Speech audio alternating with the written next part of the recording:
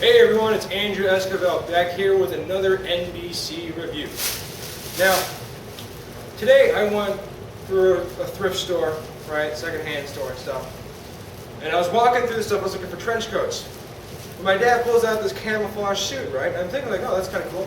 So I go over there to investigate what it is. And wouldn't you know it? It's a NATO MK4 chemical suit. There was 3 of them. So I ended up picking one up for about $8.50. So what I got is the actual suit here. Now, big difference between NATO MK3 and MK4. NATO MK3 chemical suit is just a chemical suit.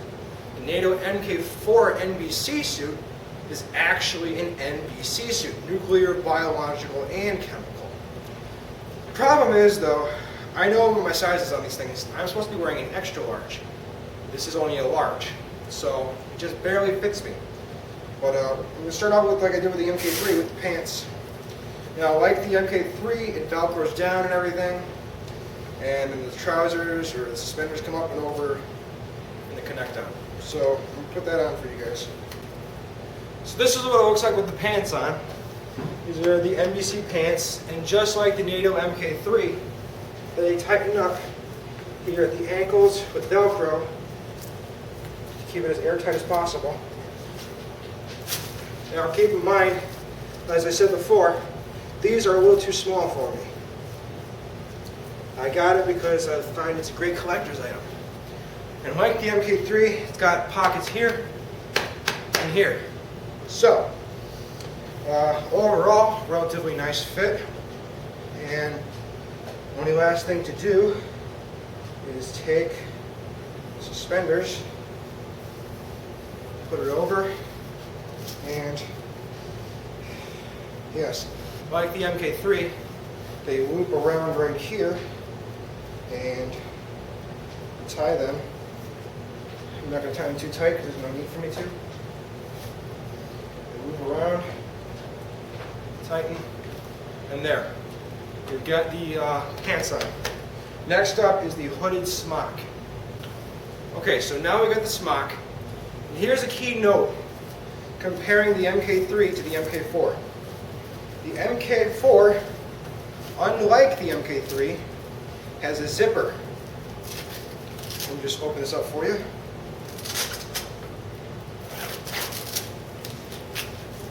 As you can see, opens up nice and wide. This makes it easier to put on than the MK3. So the MK3, there is no zipper, and you just slide it over your head. Which makes it easier for people like me who have glasses to put the actual suit on. So, although it's going to be a tight fit with me, so bear with me here. So you line up the zippers, start to zip it up.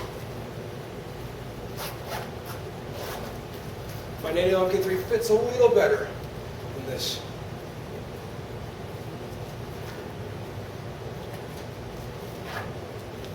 So we got that, and then the hood comes over. Another key difference with this compared to the MK3 is that the hood is elastic, so it automatically tries to contour to your head, whereas the MK3 you had drawstrings to pull it down. And as you can see, with the Velcro tighten the wrists as well. Now, I know some of you are going to think, okay, I got this at a retail store. What does that mean for the suit? Well, one, it means that the suit was probably used, but not in an actual situation. Used meaning it was worn. Most likely what happened is when the Fukushima reactors in Japan exploded, someone got paranoid and bought 3 of these for his family. And then once they realized the Fukushima reactors weren't that much of a threat to the US, we gave them away to the thrift store where I bought them for $8.50. So as you see, this is camouflaged and it's Velcroed on really nicely. Actually, it may be a size too small, but it still feels nice. I'm a size 38 waist. I wear extra large shirts and still feels comfy. Granted, all chemical suits and NBC suits are going to get really, really hot, which means I am still sweating in this, even though the temperature in my house is like 75 to 80 degrees. So, oh God. Outside of my house right now, it's about 100 degrees Fahrenheit, so kind of got that problem.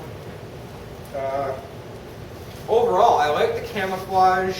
It would come in handy. Unlike the NATO MK3, it's got two pockets, one on the left and right chest. Now the thing with the NATO MK3 is that was designed when gas masks still use those hose things, so that the gas mask filter can lie inside the middle of the chest area, so the hose isn't pulling down in your neck. Modern gas masks don't use hoses. They have the filter directly on the gas mask, which is why the side pockets are here and there's not one single in the middle. I'm going to take some high resolution pictures. Look in the description for it. I'm going to pull the hood down for now. Oh man, I hope you like the sweat if you're getting one of these. It is hot. Overall though, for a semi-used suit, it's a nice collector's item. One thing to know how if the suit has been worn or not, look on the inseam of the pants in the smock. If the inside black part, the color is black on all the suits, the inside sticks together, it means it hasn't been worn. If the inside is loose and you can put your hand in real easy, it means it's been worn. So, yeah. It's not been worn. If it sticks together, if it has been worn, it won't stick together. So, simple. So, this is pretty much everything to the suit. I'm going to turn around. I even went to the trouble of putting my blue screen behind me so that you guys can get some nice detailed images. And that's pretty much it. Check the description for pictures.